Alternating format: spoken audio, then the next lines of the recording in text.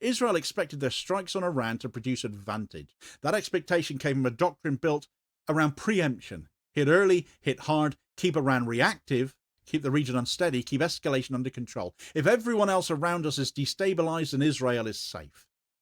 But the doctrine did not account for Iran answering directly. It did not account for the United States taking the strike. It did not account for the conflict closing before Israel could repurpose it politically or militarily in its own interests. It did not account for them being handed their backsides on a plate, let's put it. The speed forced Israeli planners into a defensive posture they did not publicly admit. The 12 days became a demonstration of Iranian capability that Israel had not anticipated. When Iran later spoke about range, it spoke from the position created by that moment. The United States avoided acknowledgement of that range and that announcement because it would expose the limitations of its own containment strategy here. American policy relies on the idea that Iran's reach can be restricted. It relies on sanctions to slow development. It relies on alliances to box Iran in. It relies on the belief that Iranian escalation will remain within certain limits. The strike on the American base broke that belief.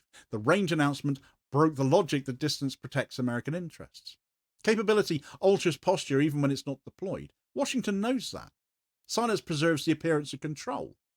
Europe's always treated Middle Eastern conflicts as something that happens elsewhere as well. That framing has allowed European governments to avoid responsibility for the consequences of the policies they support in the Middle East. That 10,000 kilometre figure, though, well, that makes that distance a lot harder to maintain because parts of Europe now sit inside that theoretical reach.